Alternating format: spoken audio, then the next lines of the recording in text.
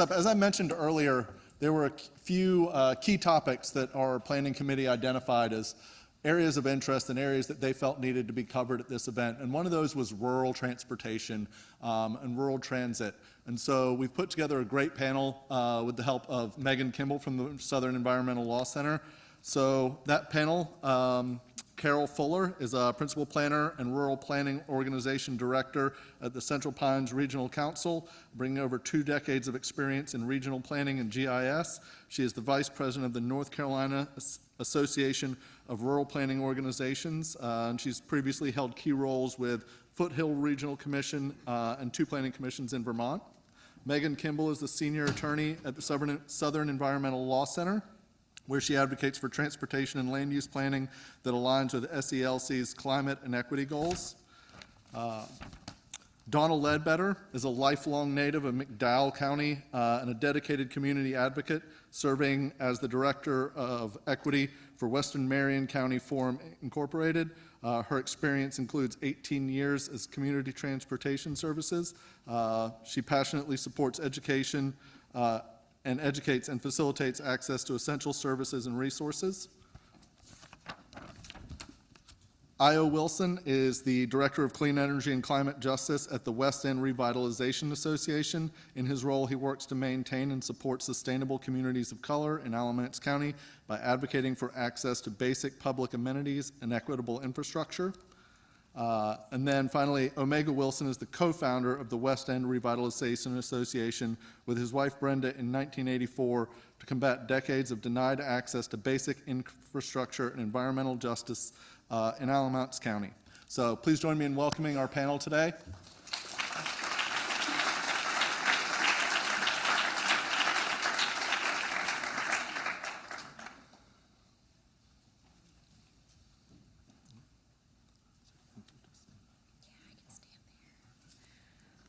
Thanks so much, Oliver.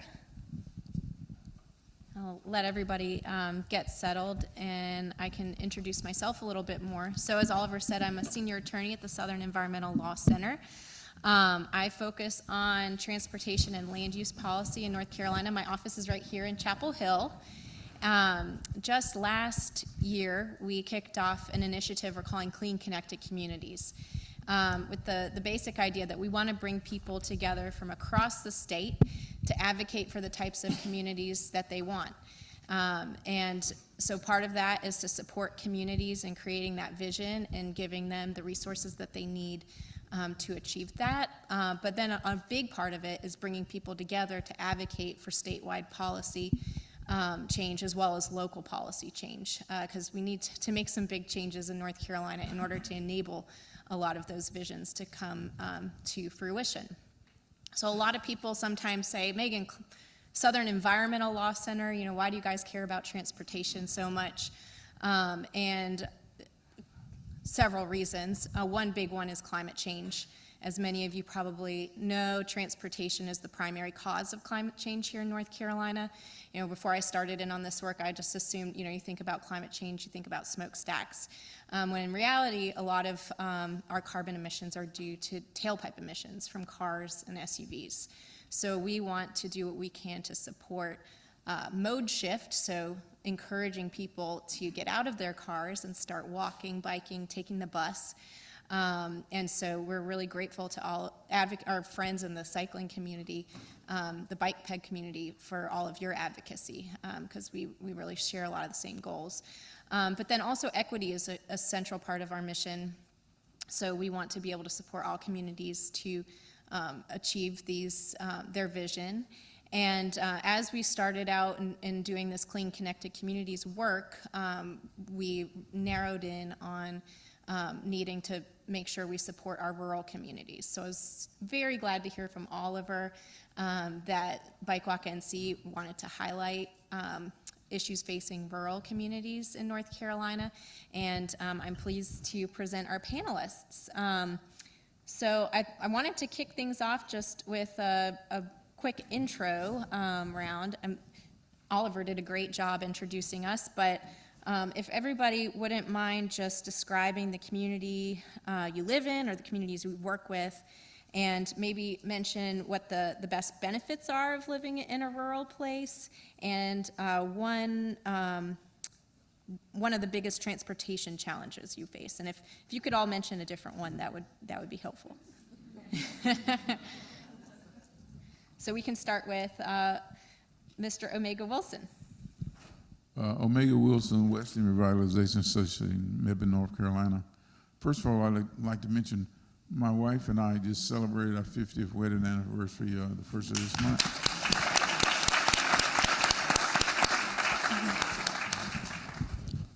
And we met at Shaw University in the early 70s.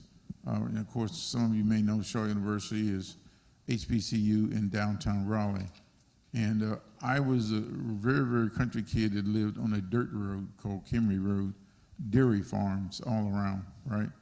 No paved anything, and even the dirt road was a road that school buses got stuck on in the middle of the road when it rained hard. So Brenda was born and raised in North Philly, where sidewalks and manholes and bus traffic was just norm, and most people didn't have cars, so there was a pretty significant difference there.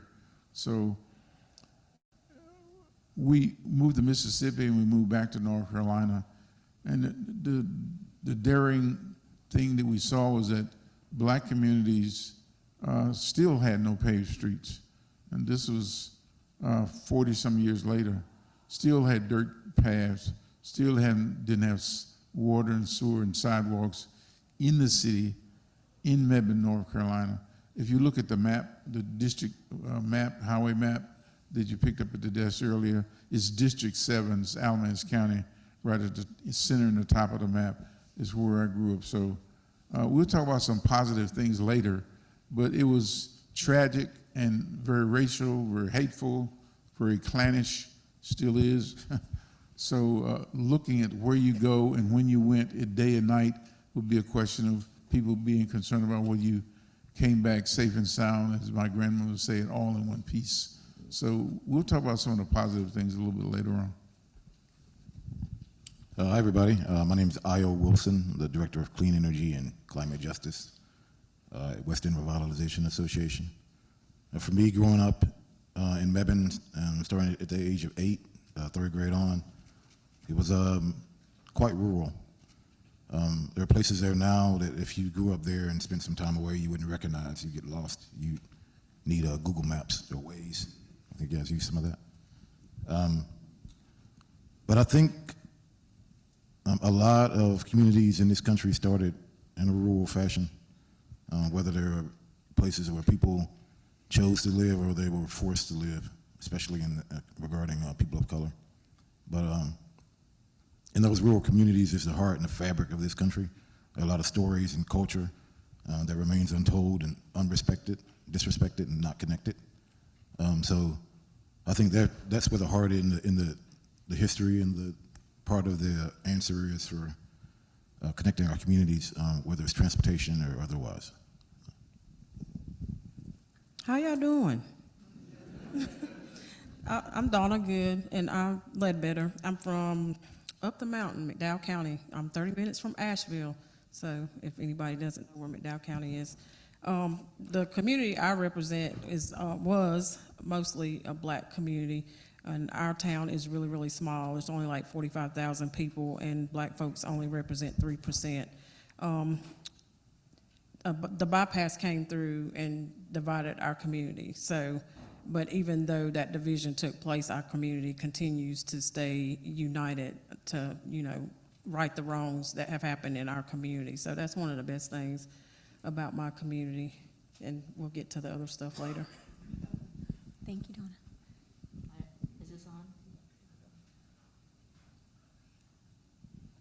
Thank you. I'm slightly different from my 3 colleagues. Across North Carolina, there are rural planning organizations and metropolitan planning organizations.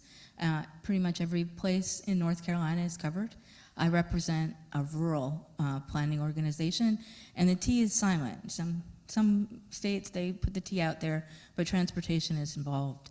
And I am I have 2 boards, and I represent the interests of my local governments, and I try and work with DOT on that. I'm sort of the middle person, trying to help advocate for my jurisdiction's transportation needs and translate some of the information that's coming down from NCDOT. And there are 17 other RPOs across the state, and we do have an association. And we get together to educate and to learn more about all of the rural areas in North Carolina. We actually meet in different places every quarter. So I'll just leave it there, and we can talk more. Thank you so much. And I meant to ask before I started, how many people here live in a rural community? Yeah, a good number. I think in North Carolina, more than half of us live in our major urban areas, but that leaves a good percentage of our population, millions of people who live in what we consider rural communities. And rural communities vary quite widely. I mean, you might be thinking about a dirt road like Omega mentioned in the beginning. That's sort of a stereotypical image that comes to mind when you think about a rural community. But you also might be talking about a small town, a vibrant small town that may have been built around a railroad stop 100 years ago. And so there's really a wide variety of urban areas in North Carolina. I thought I would start out by addressing what can often be the elephant in the room when you speak with people in rural communities, which is that some people from those communities feel that bicycle and pedestrian infrastructure isn't a top priority because they have more immediate concerns and transportation needs, like paved roads, as Omega mentioned, or access to water and sewer infrastructure, or the distances that people have to travel in rural communities might just make it less possible to walk or bike. And then there's also a perception that this kind of infrastructure can benefit wealthier white communities in urban and suburban areas. I think these are all perceptions that we need to keep in mind when we speak with people from those kinds of communities, but not everybody feels the same. So I thought I would open this up to our panel to share their thoughts on that and any ideas they have on what can be done to make sure that bicycle and pedestrian infrastructure in rural communities benefits rural residents. One of the things that we want to make an observation of, some of you recognize the logo on this cap. Do you know what the seal is at the top? It's a White House seal. All right, I got this cap when I was invited to Washington, D.C. after we filed a civil rights complaint in 1999 to address funding in the county, city, and the state using transportation funds to build new roads and infrastructure, and openly bypass black and brown communities. In the planning maps, we had to file a complaint at the state and at the United States Department of Justice in 1999 just to get in the meetings. There were supposed to be public meetings. This was all illegal, of course. I'm just talking about race and place that is structural all the way from the top to bottom. After we filed a complaint in 1999, eventually we were invited to be a part of what is called a National Association of Environmental Justice group, NEJAC, and I was invited to be a member of the National Environmental Justice Advisory Council for EPA to address the lack of basic infrastructure that causes health, disease, lungs, diabetes, other kinds of issues related to pollution in the environment. So it was pretty hard to understand that we understood that Alamance County had some challenges. There was open racism, but we didn't understand where we were. And to be invited to Washington, D.C. to tell our story on a national audience from California, from Houston to Detroit, to Baltimore, to Atlanta, to Jacksonville, Florida, where Brenda's grandfather grew up as a Seminole Indian in the swamps right there. was pretty interesting that our story wasn't our story. It was a story all across the United States. It was pretty tragic. In order to get the state of North Carolina, the city of Mebane, and Alamance County to address these inequities, the federal government withdrew $25 million of planning and zoning money to plan an interstate highway, 119 bypass, that was going to tear down dozens of African American houses in communities and churches where they were put after slavery ended. We're talking about 150 years ago. So the white power structure, city of Mebane, county officials planned an organized way to put a highway corridor to eliminate the black community that it wanted there as a workforce. I mean, systemic racism is a pretty powerful thing. And the only way we got to stop is filing a complaint to the United States Department of Justice to stop federal money from coming to state agencies, county agencies, and city agencies to stop it for 16 years, right? So race and place is a big issue here, where you get monies, city gets monies, county gets money, state agencies gets money, and they still plan around, and it's still going on now with the infrastructure, bipartisan infrastructure bill. They still use the money to plan around these black and brown community to exclude them and to give them less than, right? So that's an issue that needs to be a part of it. That could be a whole conference, that alone. And we look at the lack of representation in this particular session, and that's a question to be answered as to why there's so few people of color in this particular meeting, and why that's the case.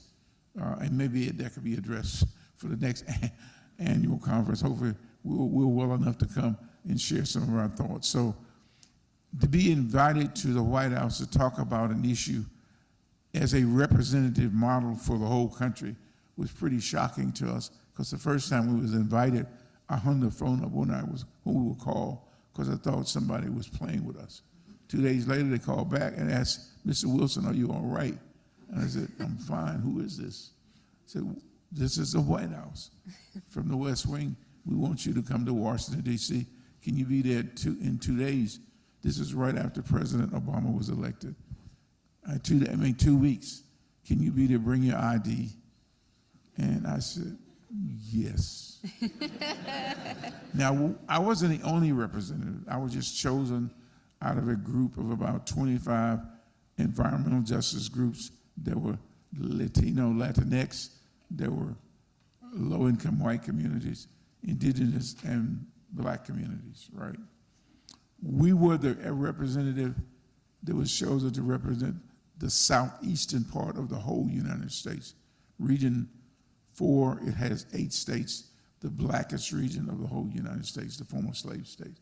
So we were it, to be the community voice, which was kind of like, wow, right? So the story about infrastructure or denial of infrastructure, we had to learn to connect it to health. If you live on a dirt street, the incidence of asthma and lung problems with children and adults like myself, I'm 74 now, is higher, right? The incidence of children with cancer and diseases of the kidney is higher where you don't have municipal access to sewer services or bad water. I mean, infrastructure is key. Right now, right across the street from where we live, the city and the county and the state is currently using some of the bipartisan infrastructure money to install brand new power lines that we were denied access to since World War II. Power lines are part of infrastructure. Water, sewer, streets, sidewalks. So some of that has just been installed now. We filed a complaint in 1999.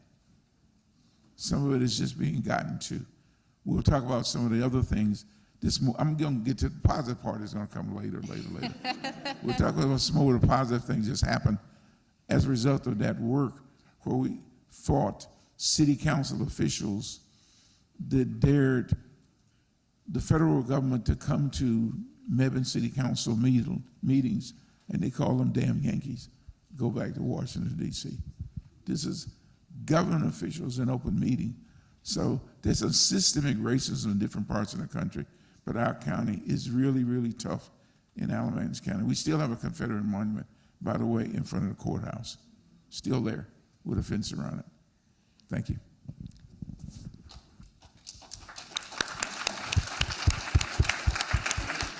Thank you, Omega. Anybody else have any thoughts on the role of bicycle and pedestrian infrastructure in rural communities, or Yeah, follow quickly, up I'll on say, what Omega said? when we talk about bike and pedestrian infrastructure, first we have to look at the state of the community. First, my mom and dad started the work in West End with WERA, and that was when I was in high school. After that, I graduated from Appalachian State and moved on to Columbus, Ohio, where my brother was going to law school, and later got a job at a place called the King Arts Complex, a historical African-American cultural and historical arts complex. Amazing place. Yourself. But while I was there, the neighborhood that the place is located in, I found out the history of the neighborhood, and it was all inclusive. They had bowling alleys and shopping centers and nightclubs, and Duke Ellington and folks like that would come and perform and spend time in the community, and everything that folks needed was right there. It's an African-American community. But the powers that be ran Interstate 77 through it and destroyed it. And now it's crime and poverty and other things. After I spent time there, I moved to Durham in 2006, and later on went to North Carolina Central, where I got my master's degree. And I learned about the same thing there with the freeway system here in Durham, where communities of color and low-income communities are destroyed for infrastructure for not mass transit, but mass transit for a lot of cars and trucks and those kinds of things. So along with that, people are displaced and they're forced further into poverty. So before you address issues of bike and pedestrian infrastructure, those other issues have to be addressed first. People being displaced and having basic amenities and just being able to live in a community without being assaulted by legacy contamination and industrial issues and those kinds of things. If they can go outside and breathe and live and work without being run over or harmed or living in fear, and that's a start. You can have conversations with folks after that, after you meet those needs. We can move on to another question unless you have more thoughts you'd like to. We'll keep it moving. All right. Well, my next question, actually, we've already touched on a little bit, which is how many Black communities in North Carolina, both urban and rural, have had the experience of highways bisecting them, dividing, and in many cases fully destroying vibrant, historically Black communities. And Dawna, you already touched on this, but this question is for you. What's your vision for, how's this impacted the community in Marion, and what's your vision going forward? So like I said in my intro, we were divided by a bypass. That's a structural thing. People want to talk about systems, but it's structural. Things are put in place as they're designed to divide. And we did have to move out. A lot of houses were knocked down, so there's gentrification that's taking place. Our neighborhood, you were able to walk everywhere, to town, to the grocery store, to whatever you needed. But when the bypass came through, it divided it. So my organization, we were recently gifted our old African-American school, and we have plans to turn that into a community center to honor our ancestors. But one of the things that we're really advocating for is to get the footbridge that we were promised by elected officials when they came through with the bypass in the 90s, is to advocate to get that footbridge to connect our communities back together. And that way we can have more people on bikes, we can have more people on foot going into town instead of taking the risk to walk on the sides of the roads where they're not sidewalks, so that's needed as well. So that's what we're working on. Yeah, that's a beautiful vision, and I know it's something that's similar to what's happening in Mebane, where you have a greenway that is going to be, I can't remember if it's already under construction or it's opened, but Ayo and Omega can speak to that. Yeah, it's under construction now, and we're excited for the opening. I'm not sure when it'll be, My dad has more information than that, on that. But yeah, it's something that we've been waiting for many years, and it serves as a connector between communities that have been historically segregated and kept apart by structural, tangible things. So it's a positive thing for the city of Mebane. We look forward to more. Yeah, that's the good part. That's the good part we're talking about. The mayor, we invited the mayor. Our mayor is named Ed Hooks. He was a city council person when we filed a complaint with the United States Department of Justice in 1999. It took 20 years for us to have a friendly handshake. He is the mayor now. He was a city council person then. He was one of the executives that ran Caterpillar, not the boat, the Caterpillar, right? In Mebane, there's a location office in Mebane. So when he retired, he said, can we shake hands? I got my retirement money all set up, and I can do what I was supposed to be doing years ago. And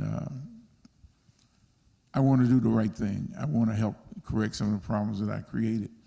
I said, okay, we'll shake hands then. So that's 20 years after we filed a civil rights complaint. And so we invited him we have an annual dinner. And since 1995, when we started our organization, we invited him to be a speaker at the dinner. He was a bit nervous about being in a room full of people who he had challenged for 20 years.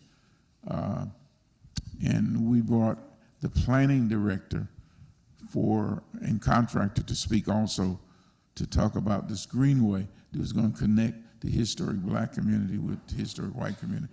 You could see the communities through the woods, the distance, the width of this building, but you couldn't walk through the woods, right? So rather than build streets through the woods, the compromise was build a greenway so the children in the black community could walk literally 2 blocks to school rather than their parents having to drive or school bus having to drive them 2 miles.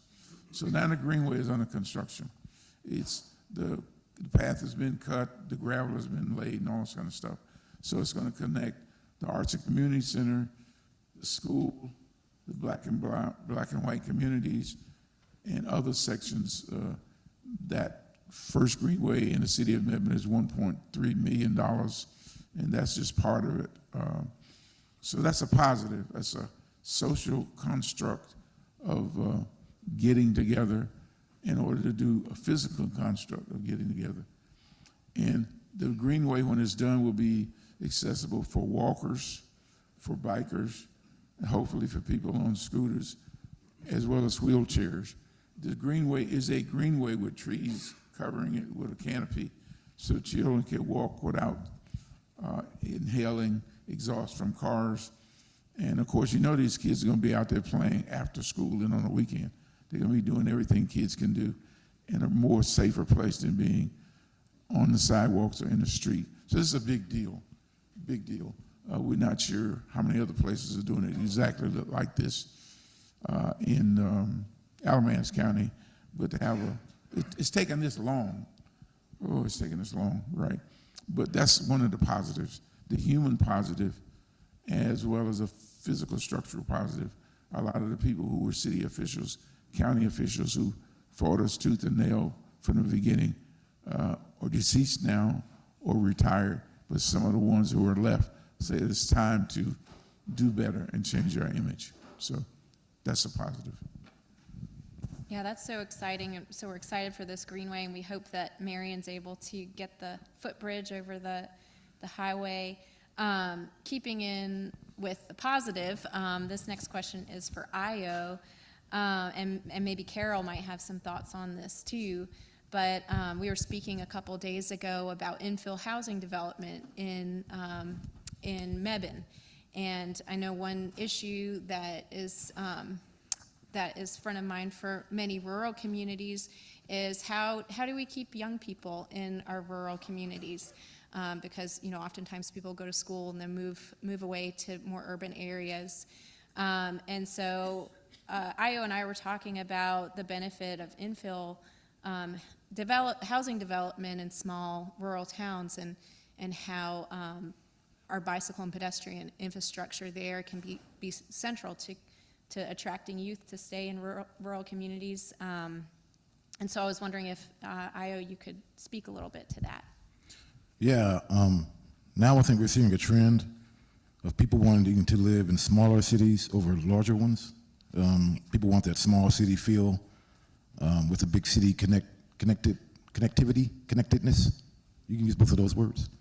But in downtown Mebane, we see there's a train track that runs through the heart of downtown. And there are factories that are on either side of it, most of which are closed down now.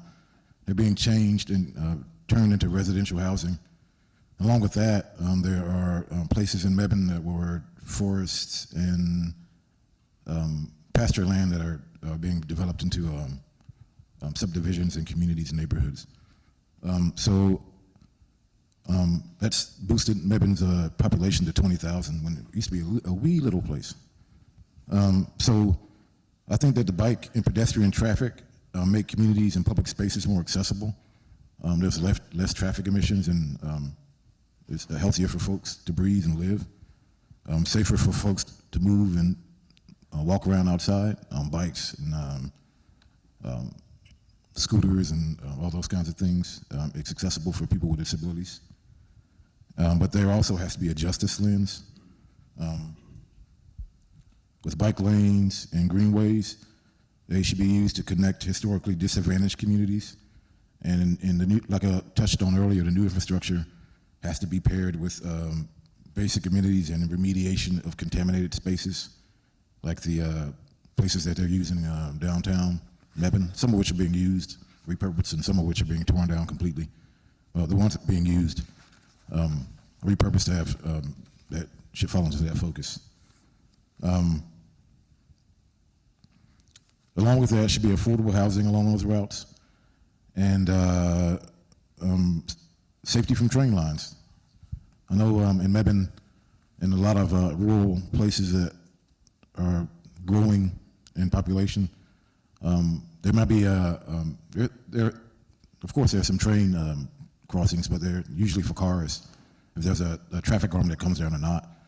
In a lot of places there's not a footbridge or some kind of a special crosswalk for people on bicycles or on foot to cross these places, and sometimes it could be tragic. We've had some folks that have been killed by trains in Mebane, so that's one thing that can be focused on.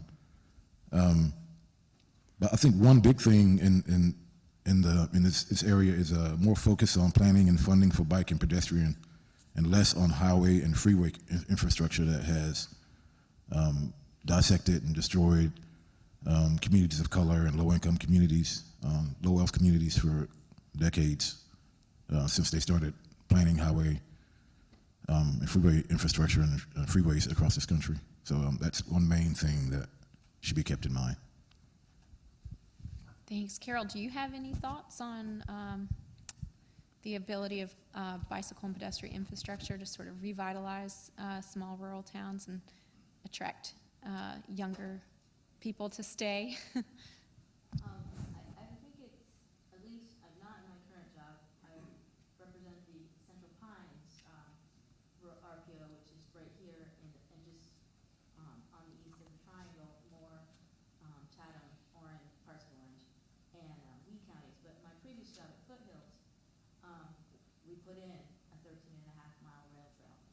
And I think that it's going to be part of a package of other amenities, but Rutherford County, you're not familiar with it in that region, is a very outdoor-friendly area. They have a state park, they have a lot of trails. Adding that ADA accessible trail that connects downtowns, and then bringing economic infrastructure, it's got to be hand in hand. I heard stories, and this is before the rail trail was put in, where we had a company that was doing some relatively high-tech manufacturing, and they couldn't keep engineers because they didn't want to live in Rutherford County because there weren't a lot of amenities. So I do know that young people and young families, they like that quality of life, and so the rail trail is part of it. It's not all of it, but improving bike ped and transportation access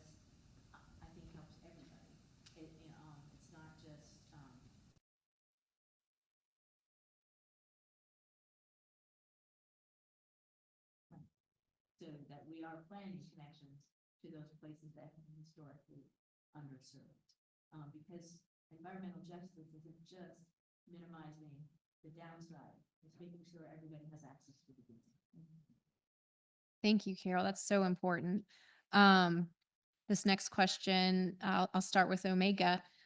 So as Omega mentioned, when he was growing up, Mebane was an itty bitty little place of 200 people and had dirt roads, and now it's a small city of 20,000. So I was curious, Omega, from your point of view, how have Mebane's transportation needs changed as it has grown?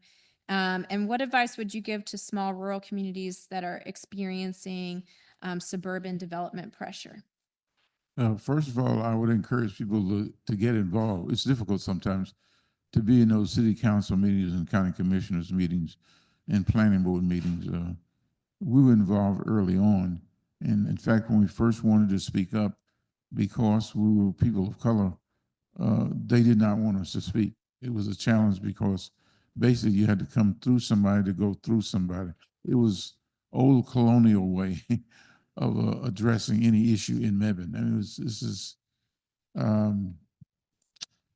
old-fashioned racism. You know, it wasn't new-fashioned racism. It was just blatant.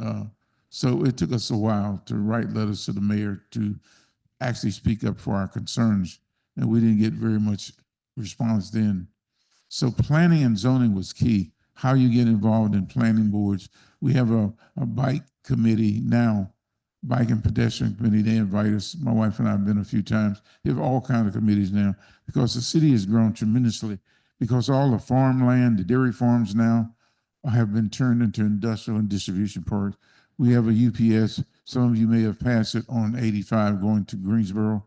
Those who live in the area, it is one of the largest UPS facilities in the world.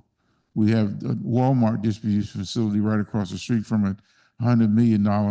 It is the largest Walmart distribution facility in the United States. We have Lidl is right next to Walmart. It is the largest of its kind in the United States, right?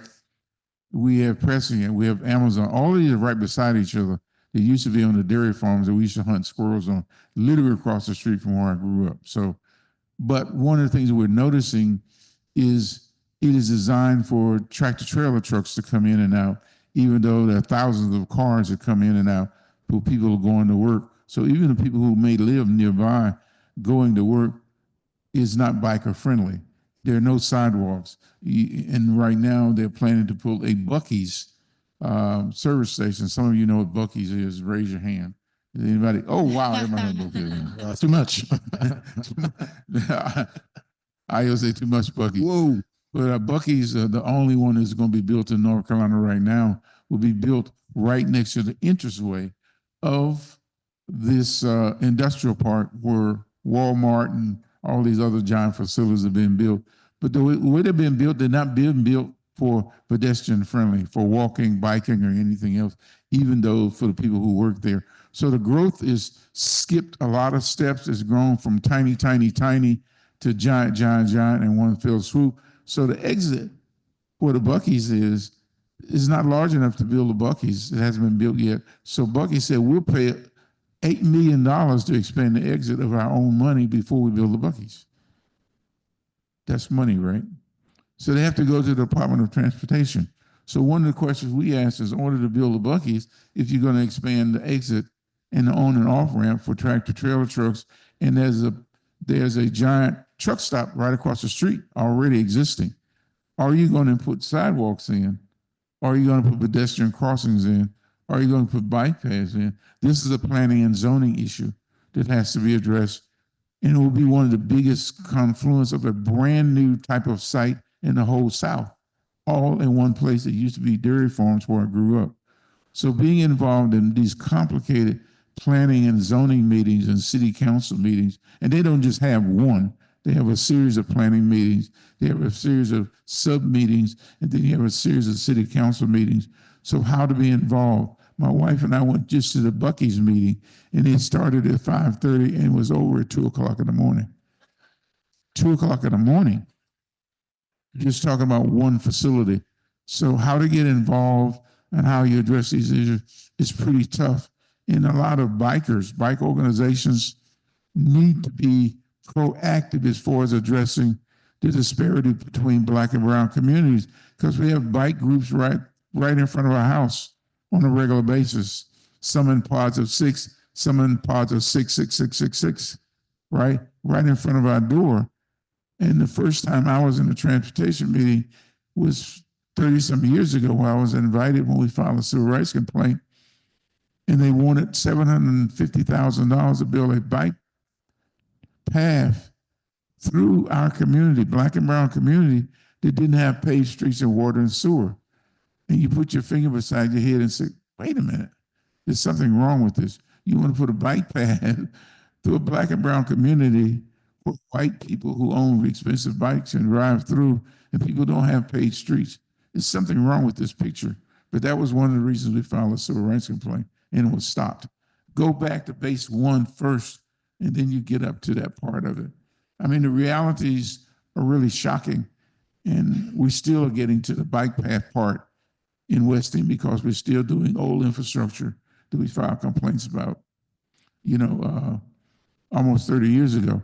So I'm saying there's something big that's happening in Mebane and Alamance County, some of the biggest in the state and some of the biggest in the South, but yet we're still having to go all the way back to square one to deal with just human concerns and just basic infrastructure like sidewalks, like places to do scooters and bike. Oh, by the way, the city just passed 2 weeks ago to allow bikes to ride on the sidewalk in the city of Mebane. No 20 miles an hour, just 15 miles an hour, and scooters allowed and wheelchairs allowed. You just picture this, okay, on the sidewalk, because they haven't developed bike paths on the main streets, on the edge of the streets. So that's a development of zoning and planning that's a little bit confused, right? Because people want to be able to ride bikes, and people are already complaining about the sidewalks, old sidewalks, being too narrow for two people to walk on beside each other because they're old and outdated. Infrastructure is key to just people's health and mobility. So we have a lot of challenges in Mebane.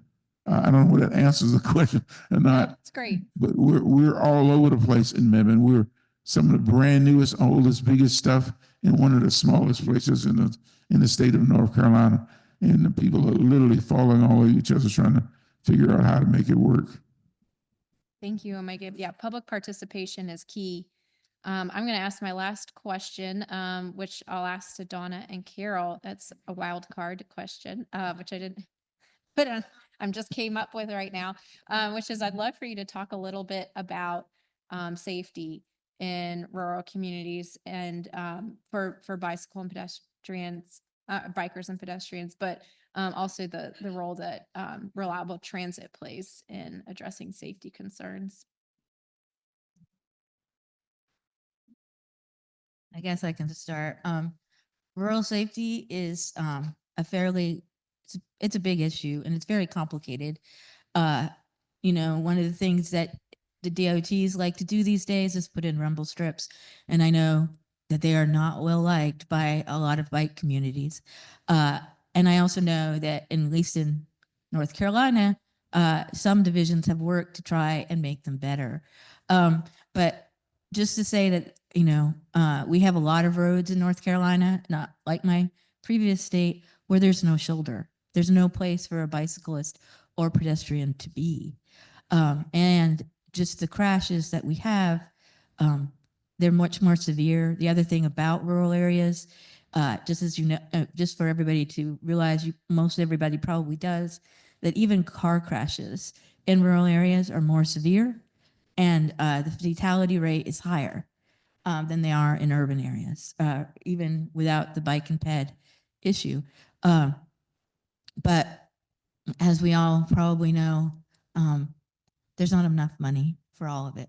But we do try and do these things and be flexible about certain things.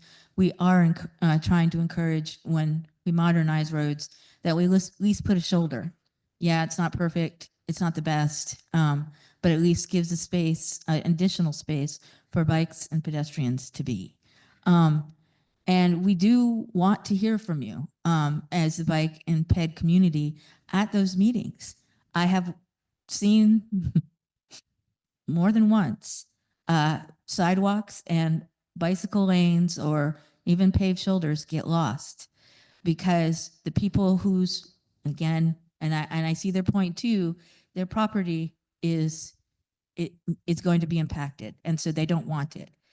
But if we don't speak up to improve safety for all of the communities and the people who can't drive, like this 30% that the previous speaker spoke about, then we're not going to make any positive difference for anybody.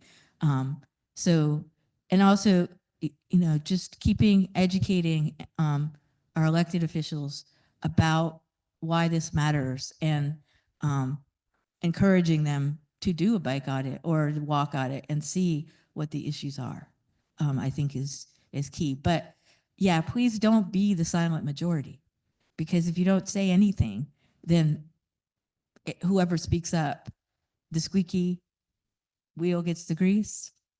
It is really true, especially in rural areas. Our elected officials do have constituents that they need to answer to.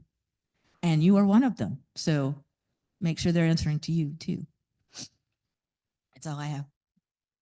Thanks. Dawna, do you want to add anything? Well, Karyl just took my thoughts, like, but I mean, if you want to talk about safety, you need to, community engagement is the real key. Like, when the communities have buy-in and they feel encouraged to use their voices to show up for city council meetings, for county commissioner meetings, and show up and show out. Because that's what we did, and that's how we ended up getting our transit system. We did petitions, we did letter writing campaigns. Our county was the last one to get any type of public transit in North Carolina, and it's not the best, but now we have one. But if we hadn't showed up as our community and used our voices to express the need for that transit, to express the need for people trying to walk miles and miles to get to basic needs, or pay an arm and a leg to get to places for basic needs, then I don't know that system would have existed. So you need to encourage the people in your communities to serve on planning boards, to run for office, to show up to county commissioner and city council meetings, to let their voices and their concerns be known, because the more you show up and show out, somebody's going to pay attention eventually. And the positive thing that I want to leave for everybody, because like Mr. Omega's talk, he's went back 20, 30 years talking about this struggle. Everybody sitting in here today, we are planting seeds for trees that we're never going to see the fruit from, but somebody's got to plant those seeds so that we can make this a healthier and more connected world for everybody that comes after us. Thank you, Dawna. And that's a great place for us to leave it, because that's one of the things we're trying to accomplish with our Clean Connected Communities work. This is open to everybody. So if this sounds like something you'd like to get involved with, please let me know and I'll add you to our email list gladly. But I don't know, Oliver, if we have any time for questions. Okay.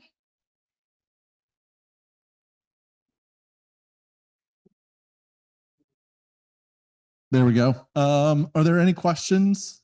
Oh, we got one right over here.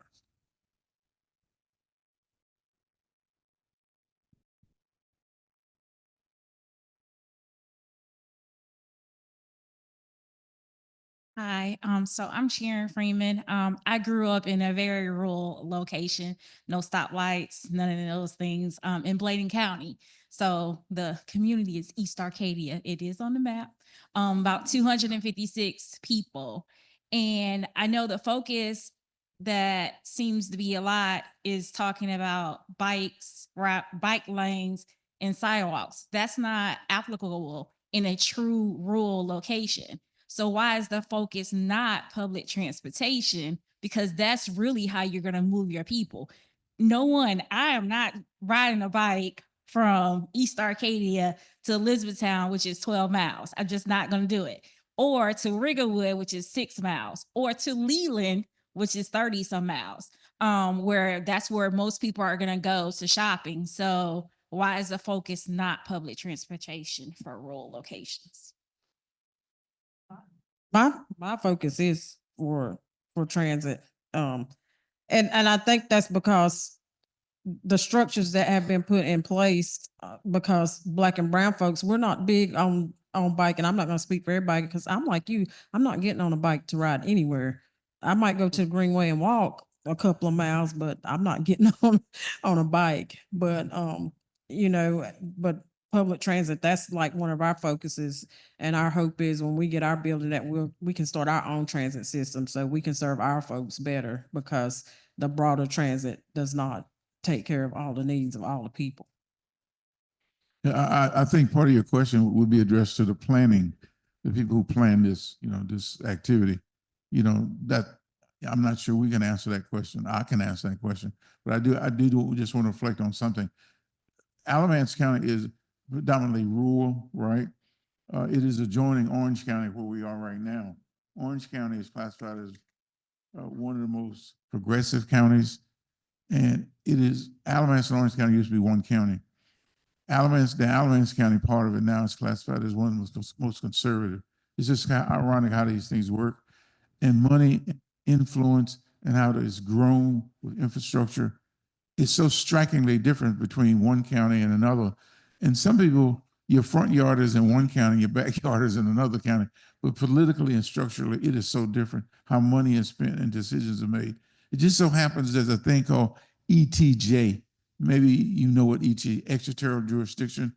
So in Mebane, you have a city of Mebane where you have water street sidewalks, like we've talked about, and you step 50 feet and you're in rural West End or rural white level, where people have been kept in despair, like they're 50 miles away from the city, because these communities have been strategically kept out of zoning into the city, zoning infrastructure, even though the city of Mebane, like all cities in the state of North Carolina, control the ETJ, extraterritorial jurisdiction, outside of its city limits.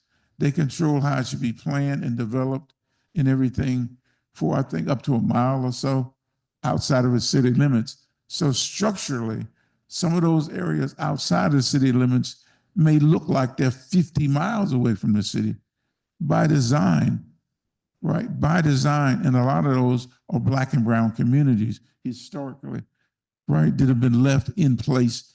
Somebody said, your area, one of the federal officers told me, your area where you live is in World War II. This was in 1989. The infrastructure where you live is World War II, in the 40s, before I was born. I'm 74 years old. I said, wait a minute. They said, you really don't know how bad things are where you live because of systemic racism. So some of this is not systemic racism. Some is systemic rural versus urban. Some of it's structural in the sense of you country, we city, how planning, and that's just not just color, right? And it's North Carolina, as Megan said earlier, is 10 million plus people now, and 50% of it is still classified as very, very rural, and some of it is very, very poor. Addressing that is maybe a workshop on its own. We happen to be one of those places where they're flipping the script in real time in the same place, where you have the absolute abject rural look right beside a place with a $250 million UPS in the area that's country farm, and you're still leaving out the place where you're building their UPS. It's like, how do you do that? How do you plan that with federal monies? And that goes back to your question. How do you come in a place where you have dirt streets and had no streets at all through a farm and be one of the biggest distribution facilities in the world, and you're still leaving out the rural community that's right beside it? I mean, that's a question. Maybe that needs to be a workshop that's planned by somebody, some organization or some structure at the Friday Center or some other place to talk about. I think your question is extremely valid and should be addressed in a formal and a large way. Thank you for letting me speak so long. Great. I think we got time for one more. See it over here.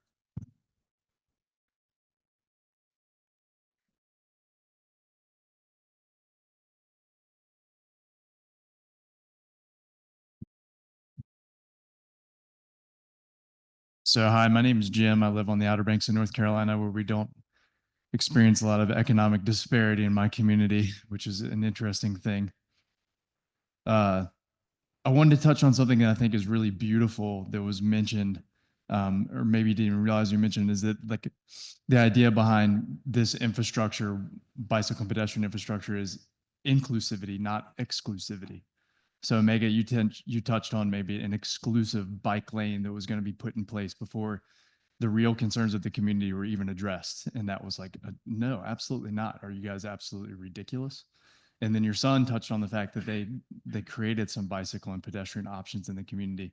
And that was beautiful in a sense that it allowed people to get to a nearby school, I believe was example, but maybe I'm forgetting. But I think it's neat because we're always focused on like these measurable outcomes related to infrastructure improvements, and something that's immeasurable is the opportunity for you to have this organic interaction in a community that has bicycle pedestrian infrastructure. It means that you don't even have to really go anywhere to have some sort of positive effect. Like the goal of bicycle and pedestrian improvements shouldn't necessarily be to get you, while it's wonderful, to the hospital or to the grocery store or to, a corner market or something like that. The goal should be to build community by creating this interconnectivity, because you're more apt to have an organic interaction with someone while you're bicycling or walking than you are driving a car. And like there is something about being in a car and being on a highway, or even putting in a highway, that creates divide amongst community members. So it's kind of neat. You guys mentioned that without even knowing it, that I don't know, it's beautiful. Not a question, a comment. So thank you. Yeah, I would say, so when you look at Mebane, think who were in positions of leadership decades ago, I think they realized that. That's why when you go to Mebane, you'll see streets in the Black community in West End that are called Lee Street, like the one I grew up on. And then there's a structural place with trees and such where you can't go through, and you go to if you go around and go to the white community, there's Lee Street again. There's other streets too that share the same names, but they're disconnected. So that's kind of ironic and weird that you see that, and all along those streets could have been connected and have that sense of community between African American communities and communities of color and white communities that exist in Mebane, like right beside each other. Also with the Mebane Arts and Community Center, when they first built that, I was a teenager. But from our community, you had to drive 2 miles around to get to it. There's also an elementary school right there that I went to school at from 3rd to 5th grade. You had to drive 3 to 5 miles to get to.